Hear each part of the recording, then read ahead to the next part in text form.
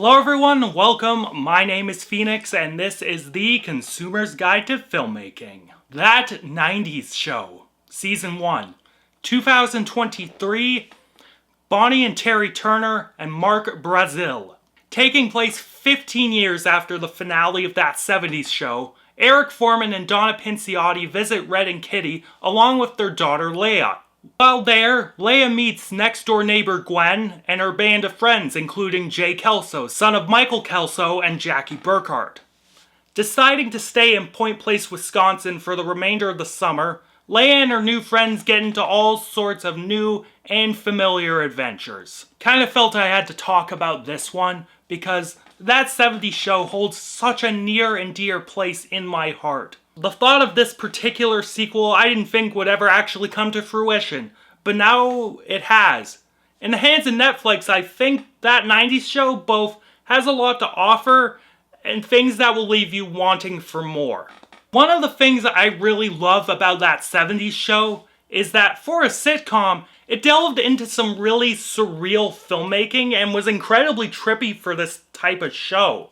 However, That 90s Show only somewhat captures that feeling, at least in Season 1. That 90s Show is shot like That 70s Show. It's the same sets and locales as That 70s Show, but it only rarely delves into that bizarre use of imagery from That 70s Show. Leia hallucinating Red and Kitty as Donkey Kong, or his legally distinct counterpart, was kinda cute. The Shea Fez ad was kinda something, and there was, I think, something near the end of the season that is escaping my mind, but I think it was kinda cool. I really can't remember it though. Maybe I'm being harsh and judging one season of TV against 8 seasons of one of my favorite shows, but I hope the show grows into it more and further explores that imagery from its predecessor. I think it does in Season 2, but we'll save that discussion for when I finally get my 2024 year in review video out. Music is another big part of That 70s Show, and That 90s Show, I think, kinda does a good job of replicating that spirit. The theme song sucks ass though. I'm sorry. It's this shitty pop-punk version of the song that is just grating on my fucking ears. Which is odd, because apparently the guitarist of the Smashing Pumpkins oversaw this? Which makes me wonder if he was asleep at the wheel? It's nowhere near as banging as the Cheap Trick rendition. Like, dude, just get fucking, I don't know, Blink-182? The Offspring? Like, seriously, just get a good popular band from that era to perform the song. But other than that, the soundtrack was decent throughout this season. Plenty of 90s bangers throughout the show. I was honestly not expecting Cowboys from Hell for that workout scene. I was expecting like a safer song, like something from the Black Album or something. But you know, Pantera's cool. I'm down for that. In terms of writing, since this is Netflix, there are a million ways this could have gone wrong. But surprisingly enough, I got mostly what I wanted from this show, at least in this season. Since this is a comedy, we have to ask the pertinent question of, is this funny? My answer to that question is, mostly yes. I say mostly because it depends on who is the center of the scene. If it focuses on the old characters and it's pure nostalgia bait, I am all for it.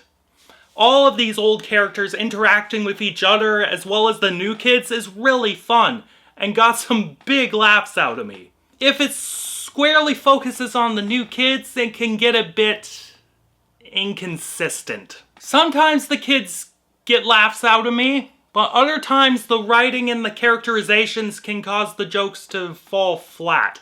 Some of the writing regarding Gwen and Ozzy was just pure Reddit tier garbage, and it made me roll my eyes. Then we get into Leia Foreman, and she can really come off in the wrong way. They try to play her off as cute and naive, but when she tries to manipulate Kelso by lying about her feelings, or the start of the love quadrangle thing at the end of this season, she comes off as a shitheel. She is nowhere near as likable or as endearing as Eric was in That 70s Show. Maybe this will improve in the later seasons.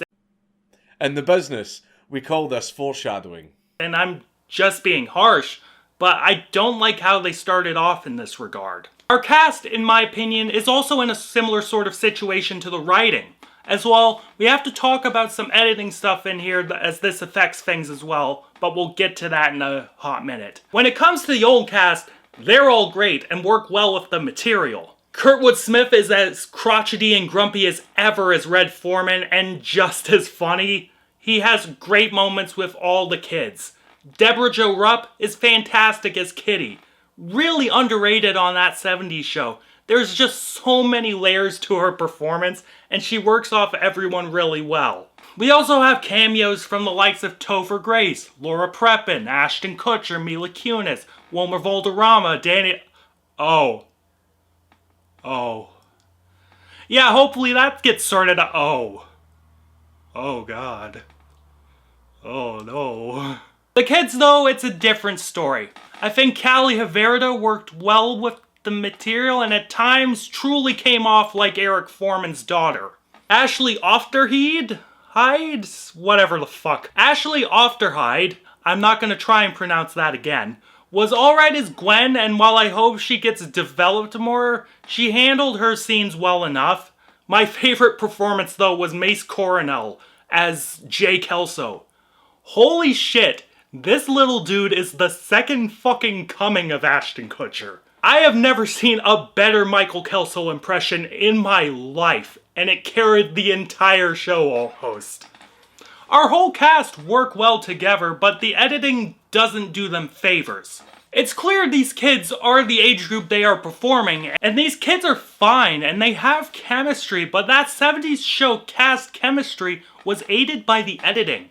I watched a compilation of it a while back, but the entire cast of that 70s show improvised and corpsed throughout that entire show. And the editors left the best bits of that in the show. That corpsing is what made them feel like genuine friends and like real people. At least in this season of that 90s show, it just feels too clean. And I can tell there are cuts where a shot of someone corpsing would sell the scene better. Overall, I think season 1 of that 90s show was the show still in a feeling out process. The cast is solid, there are some genuine laughs to be had, and I truly believe at this point there was a foundation to be built on here. That 90s show at this point had problems, and they need to be ironed out so further seasons can impress me, but my nostalgia itch was scratched, you know. It was great to see all these characters I loved interacting with fresh faces, and I hope the fresh faces can carry the show in the future. If you have that same love for that 70s show I do, I think at least season 1 of this show will get a chuckle or two out of you. Yeah, and I'm feeling a 6 out of 10 on this one.